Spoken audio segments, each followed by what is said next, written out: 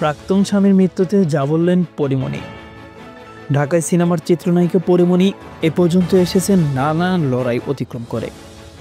তার পথটি একেবারেই সহজ ছিল না। জীবন জুড়ে শুধুই না পাওয়ার গল্প।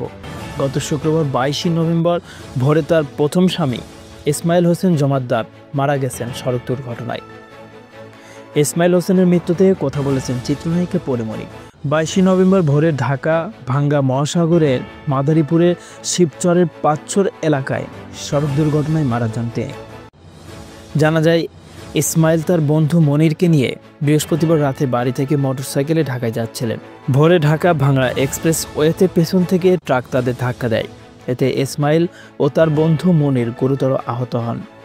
পরে স্থানীয়রা তাদেরকে উদ্ধার করে ঢাকা মেডিকেল কলেজ হাসপাতালে ঢামেক নিলে চিকিৎসক ইসমাইলকে মৃত ঘোষণা করেন। ইসমাইল হোসেনের মৃত্যুর খবরটি শনিবার 23 নভেম্বর দেশের সব গণমাধ্যম প্রকাশ পায়, পরীমণিকে জড়িয়ে নানানভাবে। এরপর বিষয়টি নিয়ে বিরক্ত ও ক্ষুব্ধ পরীমণি বলেন, কারো মৃত্যু তো হাসি তামাশার বিষয় নয়। ইসমাইলের মৃত্যু নিয়ে যেভাবে পারছেন খবর প্রকাশ করছেন, উৎসব ভাব মনে হচ্ছে। এটা সত্যি কষ্টদায়ক, এমনটা মোটেও আশা করিনি। তিনি আরও বলেন, এবার বাড়িতে আসার পরই আমার মা খালাকে মা বলে ডাকেন পরীমণি। ইসমাইল তো বাইক অ্যাক্সিডেন্ট করে মারা গেছে। আমি বলে এলাম নানু ভাইয়ের মৃত্যুবার্ষিকী এসে শুনি ইসমাইলের মৃত্যুর খবর। এটা মেনে নেওয়া যে কতটা কষ্টের তা বোঝাতে পারবো না। পরীমণি আরও বলেন, এ জীবন একমাত্র নানু ভাইয়ের মোরা মুখটাই শুধু দেখতে পেরেছি, আর কারও দেখা সম্ভব হয়নি। ইসমাইলেরও দেখা সম্ভব হয়নি।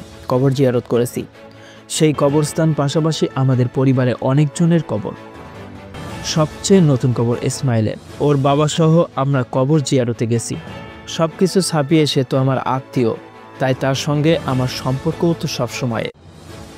জানা গেছে, নিহত ইসমাইল জমাদ্দারের সঙ্গে 2012 সালের 28 এপ্রিল শামসুন নাহার স্মৃতি ওরফে চিত্রনায়িকা পরীমণির বিয়ে হয়।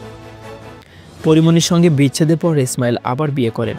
সেখানে তার স্ত্রী ও 2টি সন্তান রয়েছেন। ছবি জঙ্গনের এ পর্যন্তই। পরবর্তী আপডেট পেতে আমাদের সাথেই থাকুন। ধন্যবাদ।